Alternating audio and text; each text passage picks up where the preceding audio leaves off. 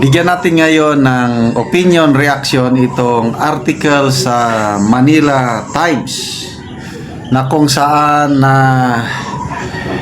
kawawa ang Pilipinas sa desisyong ito ng US Trump administration tungkol ito sa trade tariff. Ito, title: Philippines, Brazil, 6 other nations slap with higher US tariffs. Philippines faces 20% levy up from 17% announced by Trump in April. Ito po yung buwis sa mga goods natin na ini-export sa US. Papatungan tayo ng 20% tariff or tax. Grabe. Ito ang Brazil, ang may pinakamataas na tariff, 50%. Grabe.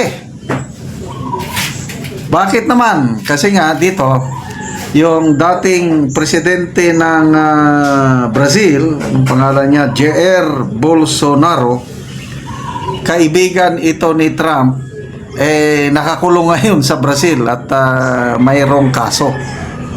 So parang personal ang dating, gustong tulungan ni Trump yung kanyang personal friend, dating presidente ng Brazil, kaya pinatungan niya ng 50% tariff ang lahat ng export ng Brazil sa US.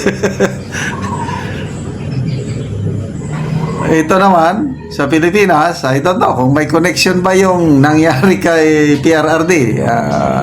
Parang wala naman siguro. Tahimik man si Trump. Okay.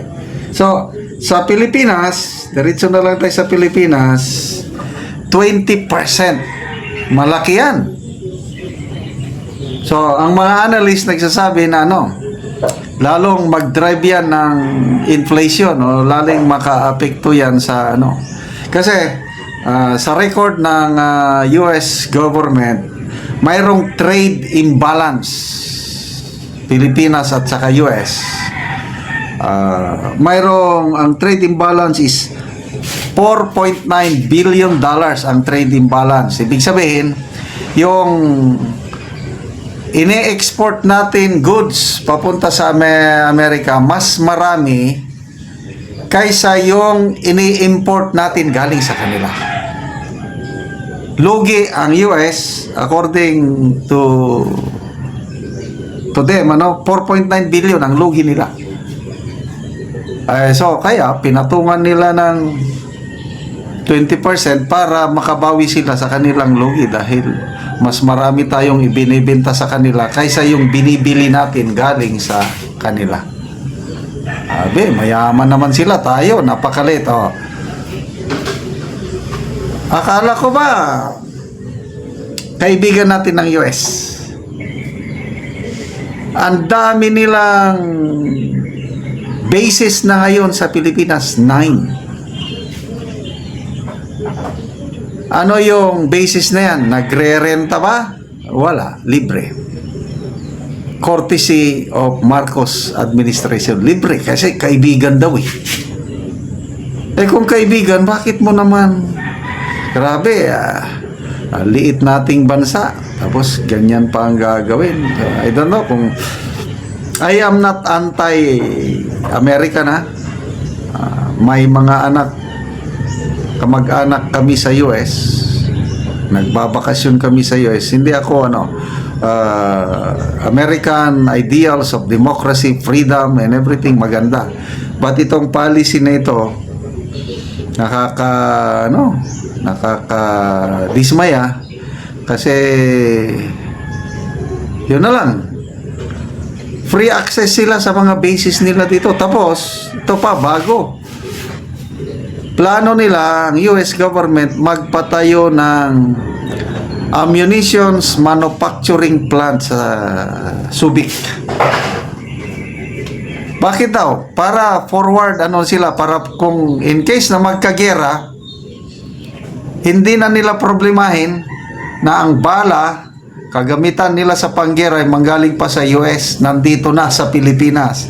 Anong gera ang pinaghahandaan? Eh di yung gera sa Taiwan, pagdating ng panahon na i-invade ng mainland China ang Taiwan, magkagera, nasa Pilipinas na ang kanilang kagamitan. Munitions factory. So, sabi naman ni Defense Secretary Gibo Teodoro, open daw siya sa mga ganong suggestion. So, anong epekto nun sa atin? Siguro,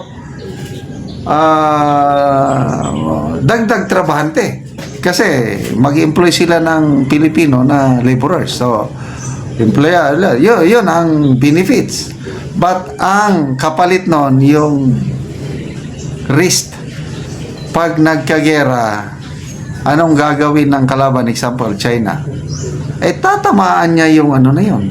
Tatamaan niya yung manufacturing plant na yun. So, damay tayo. In the same manner na yung mga missiles ng US na nandito na nakaposisyon somewhere in Luzon, northern Luzon, nakatutok na sa China, pag nagkagera, tatamaan yun. So, damay ang Taga-Luzon. Kami sa Mindanao, mayroon lang kaming isang EDCA base sa Cagayan de Oro. Yun lang, madadamay din kami sa Mindanao. Anyway, I don't know kung anong gagawin ng Marcos admin. Wala namang magagawa. Pwede ba tayong magpataw din ng higher taxes sa kanila? I don't know kung kayang gawin ng Marcos administration. Okay, maalala ko lang ha. Nung bagong upo ang Trump admin, meron ng mga bali-balita noon na yung meeting ng Pangulong Marcos at ni Trump ina-arrange na at malapit na. Ay wala na, magwa 1 year na ang Trump administration. Hanggang ngayon wala pa namang naka-schedule na, no? Hindi katulad ng Biden administration. Wow, bilis, ang dami.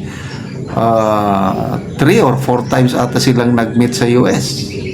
Pagdating ngayon sa Trump, wala na, parang naitsapwera na ang BBM admin sa Trump administration.